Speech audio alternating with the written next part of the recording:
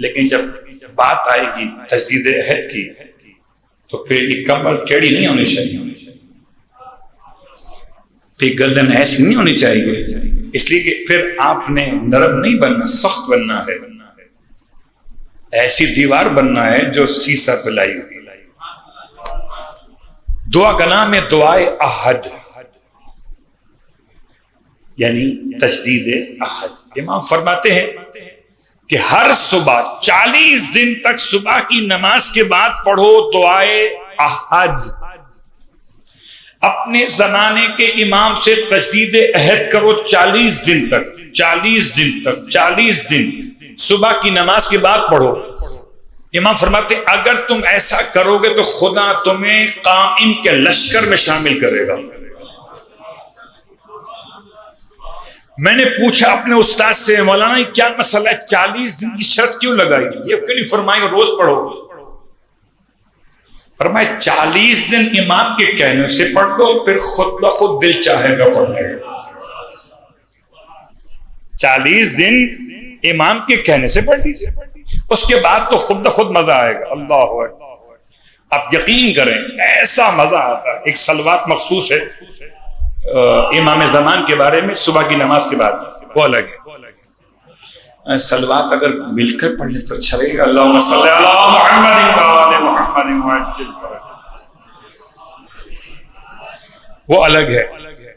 اس میں اللہم ھذہ بیعۃ لہ عنقی الی یوم القیامۃ، امام کی خدمت میں میں نے تجدید عہد کرنا ہے، میرے پاس امام کے ہاتھ تو نہیں ہیں، کیا کروں؟ تو علماء کہتے کہ اپنے سیدھے ہاتھ کو اوپر رکھو اور اپنے سیدھے ہاتھ کے نیچے اپنے الٹے ہاتھ کو لے کر،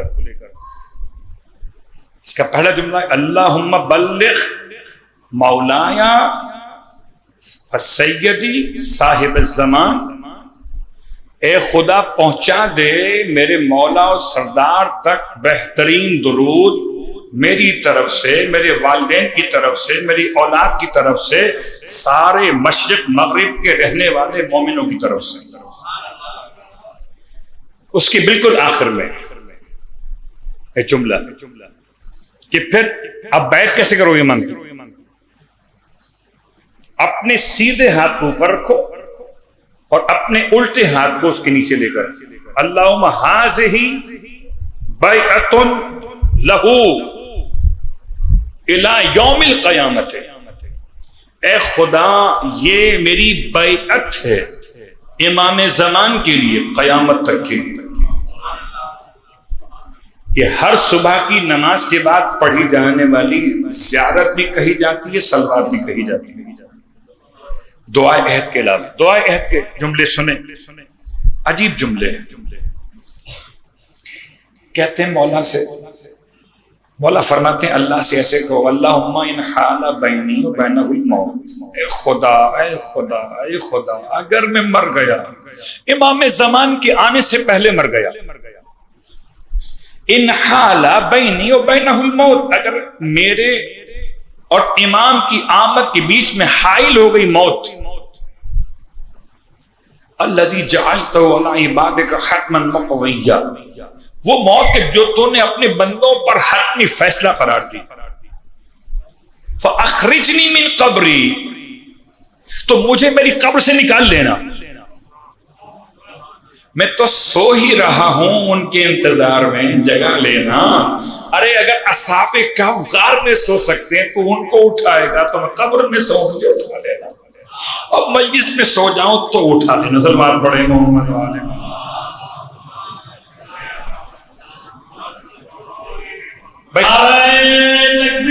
اللہ اکبر، یا رسول اللہ، یا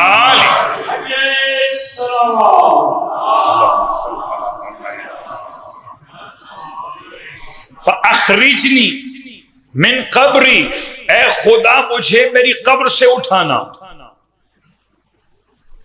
کیسے اٹھانا؟ معتزلاً کفنی، ایسے اٹھانا کہ میرے پاس لباس بدلنے کا ٹائم نہیں ہوگا. کبھی سوچئے گا پہنتے ہیں یہاں پر 3 پیس، کفن کے 7 پیس. کیا اسپیشلٹی ہے؟ اب کہو نا اسراف ہو گیا. 22 میٹر 18 گز کفن. قبلہ ایسے ہی ہے. پہلے گزوں میں ناپتے تھے، اب ناپتے میٹر میں، یا پھر میت کے قد کے لحاظ سے ناپتے. تو جتنا قد اتنا کفن. بات واضح ہو رہی ہے؟ میں سوچتا تھا کہ کفن میں اتنا سارا کپڑا ضائع کیوں کرتے ہیں؟ ارے ویسے دفن تو کرنا ہے، تو یہ کپڑا پہنا کے دفن کر دو. کہ نہیں، تمہیں نہیں پتا، کفن اور ہے، اپنا لباس اور ہے. یہ لباس دنیا ہے، لباس نصرت امام نہیں ہے. تمہارا کفن تمہارا لباس بنے گا. معتذرن کفنی، اے خدا. معتذر کہتے ہیں ازار کو، ازار کہتے ہیں نیچے لنگ جو باندھی جاتی. اور آپ کو تو پتا ہے کفن میں جو کپڑے ہوتے ہیں وہ سلے ہوئے نہیں ہوتے، نیچے ایک لنگ پہناتے ہیں. اگر آپ نے کبھی کسی کفن نہ پہنایا ہو تو بھائی یاد کر لیں، ایسا نہ ہو کہ کہیں مشکل میں آ جائیں، کوئی میت گلے پڑ جائے اور آپ کو اسے کفنانا پڑے. آپ کہیں مجھے مجلس تو بہت سنیے، کفن پہنانا نہیں آتا مجھے، تو پھر کہیں ایسا نہ ہو کہ مولائی کسی اور کے ہاتھ لگے. اتنا خیال رکھیں، مولائی ہے تو آپ کے ہاتھ لگے بس. تو کفن کے ٹکڑوں میں ایک ٹکڑا ہے ایزار. ایزار کہتے ہیں لنگ کو. اور اس کے بعد ایک کپڑا ہے کفنی، جسے کہتے ہیں سرتا سری چادر کے ساتھ ہوتا ہے. ایک وہ جو قمیص کے طور، ایک اس کے بعد چادر ہے. پھر مرد کے لیے الگ مستحبات ہیں، عورت کے الگ مستحبات ہیں. عجیب بات ہے، زندگی میں پردہ نہ کرے تو نہ کرے. میری بیٹی اور بہن خدا نہ کرے ایسا ہو، لیکن مرنے کے بعد مقنا بھی پہنے گی. مقنا بھی پہنے گی، مرنے کے بعد چادر بھی اڑائی جائے گی. اور آپ چاہے زندگی میں امامہ پہنے نہ پہنے، مرنے کے بعد سب کو امامہ پہنایا جائے گا کہ امام زمان کے لشکر میں امامے کے بغیر تو کوئی ہوگا نہیں.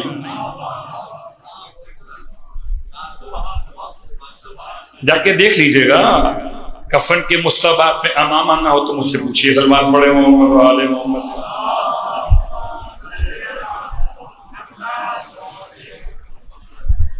معتذرن کفنی. اور صرف مرنے کے بعد نہیں، بہت غور کیجئے. قبلہ بیٹھے ہوئے ہیں، قبلہ بتائیے. حالت نماز میں نمازی کے لباس کے مستحبات میں امام ہے یا نہیں؟ ابا ہے کہ نہیں؟ اب یہاں کا تو ایسا مثال بن گیا، ماحول بن گیا کہ جی امامہ جو پہنے وہ عالم ہے. جو امامہ ہوتا ہے تو عالم نہیں ہے. علم امامے میں نہیں ہوتا. علم تو نور ہے، یا علم تربیت ہے، یا علم عطیہ الہی ہے. علم اگر تربیت ہو تو ضربہ یضربو پڑھ کے آتا ہے، اور علم اگر عطیہ الہی ہو تو خدا جس کے دل میں چاہے اتار دیتا ہے.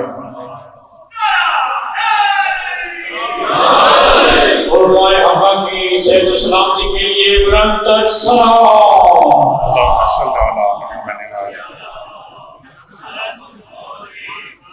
قبلہ. آپ سوچتے تھے امامہ پہن کے کیا کریں گے؟ معتذرن کفن، یہ خدا مجھے میرے قبر سے اٹھا، ایسے اٹھا کہ میرا کفن میرا لباس ہو. شاہرن سیفی. ابھی صرف میں نے امامہ بتایا تھا، چادر بتائی تھی ابا کے نام سے، نہیں کچھ اور بھی کرنا ہے. وہ کیا ہے؟ شاہرن سیفی، میری تلوار، میری تلوار. تم کیا قبر میں ساتھ لے گئے تھے؟ کیا قبر میں تلوار ساتھ لے گئے تھے؟ نہیں. پھر کیوں کہتے ہیں مولا کہو کہ شاہرن سیفی، میری تلوار چمک رہی ہو، نیام سے باہر ہو. شاہر نیام سے باہر ہو. تو کوئی تلوار ساتھ میں تھی کہ نہیں تھی؟ یا بھائی یہ ذوالفقار حیدری کا نیا نعرہ، یہ تو ہلکا لگایا آپ نے، نعرہ حیدری۔ تلوار پہ اگر دھار کمزور ہو تو مزہ نہیں آتا۔ بات واضح ہو رہی ہے؟ انجمن کی بات کر رہا ہوں، قبل آپ کی نہیں۔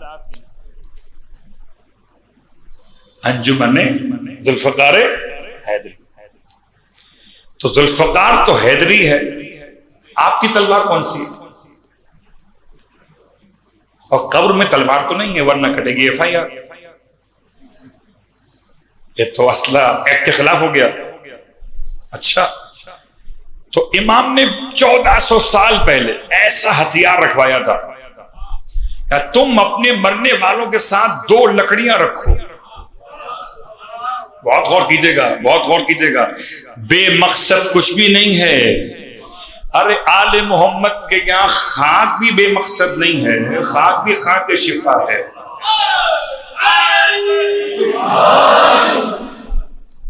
تو جی عبداللہ ایک صحابی گزرے اللہ کے رسول کے، احد کے میدان کا واقعہ لوگ بیان کرتے ہیں، ہو سکتا ہے کسی اور میدان کا ہو، لیکن ہیں عبداللہ، لڑ رہے تھے بیچارے اللہ کے رسول کی محبت میں، لڑتے لڑتے آپ کی تلوار ٹوٹ گئی۔ تلوار ٹوٹتی تھی، یاد رکھیے گا، انہی کی جو لڑتے تھے۔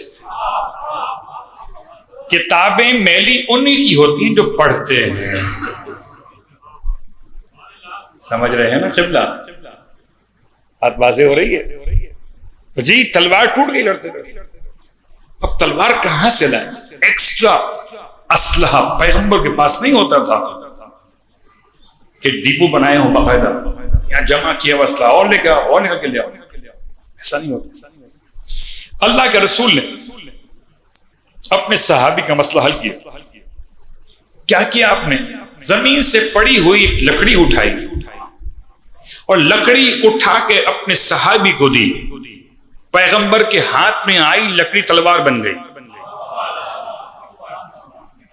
صحابی کو تلوار چاہیے تھی، تلوار نہیں تھی، ٹوٹ گئی تھی۔ پیغمبر نے لکڑی اٹھائی، وہ تلوار بن گئی۔ بہت غور کیجیے گا، اگر عبداللہ کے لیے اول محمد کی محبت میں لکڑی تلوار بن سکتی ہے تو آج کے مومن کے لیے آخر محمد کی محبت میں لکڑی تلوار بن سکتی ہے۔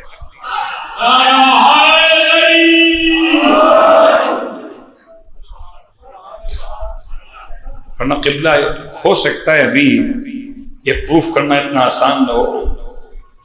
مسٹر ایلکم نے تو پروف کیا ہے کہ 200 سال پرانے درخت کو اس طرح پیوند کاری کی کہ 40 پھل ایک درخت میں اگتے، 40 پھل ایک درخت میں اگتے۔ عجیب بات، اس کا نام ہی رکھ دیا گیا 40 ٹری یا ٹری آف 40، ایسا درخت اس میں 40 پھل لگتے۔ تو ہو سکتا ہے کہ پیوند کاری کوئی ایسی شکل بنا دے کہ ایک درخت سے کئی پھل نکلنے لگے۔ غور کیجیے گا، یہ ممکن ہے کہ لکڑی میں ایسے ذرات مستقبل میں سمجھ میں آ جائیں جو اس کو لوہے میں ڈھال سکتے ہو سکتا ہے۔ اس لیے یہ بات بڑی آسان سی ہے، لوہا اوپر سے آیا ہے، لکڑی زمین سے آئی ہے، اس کا آسمان ہے، اسی کی زمین ہے۔ اچھا، یہ تو ایک تلوار کا مسئلہ حل ہو گیا۔ شاہرن سیفی قبلہ بیٹھے ہوئے، تو جملہ عرض کروں پھر کہوں گا آپ سے کہ اگر آپ نے کفن کسی کو پہناتے ہوئے دیکھا ہو، مردوں کو، تو دیکھا ہوگا کہ 2 لکڑیاں ہوتی ہیں اور دونوں لکڑیوں پر روئی لپیٹتے، تو لکڑی 2 رکھی جاتی ہے، ایک اندر لگا کے باڈی کے ساتھ اور ایک اوپر رکھی جاتی ہے، اور دونوں پر روئی لپیٹتے۔ روئی کیوں لپیٹتے؟ کہ لکڑی چبھے نہیں میت، یا روئی لپیٹتے اس لیے کہ اسلحہ خراب نہ ہو، اسلحہ خراب نہ ہو۔ کیا کروں میں؟ 2 لکڑیاں ہیں، روایت اپنے مقام پر سرکار ختمی مرتبہ صلی اللہ علیہ وسلم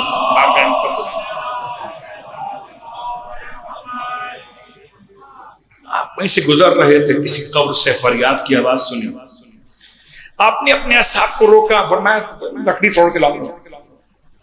لکڑی منگوائی، اس سے 2 حصے کیے، ایک سرہانے گاڑ دیا قبر کے، ایک پاتین گاڑ، آواز آنا بند ہو گئی۔ یا رسول اللہ کیا کیا؟ کہ جب تک یہ لکڑی سرسبز رہے گی تب تک عذاب نہیں ہوگا۔ اس لیے روئی لپیٹتے ہیں کہ تازہ رہے گی تو عذاب نہیں ہوگا، جب عذاب نہیں ہوگا تو اس کا فائدہ اٹھے گا، تو تلوار تازہ ہوگی تو اس کا فائدہ اس لیے جائے گا۔ شاہرن سیفی مجردن قناتی، اور اے خدا میرے نیزے کی نوک چمکتی ہوئی ہو، تو 2 ہتھیار چاہیے اور دونوں قبر کے اندر ہیں۔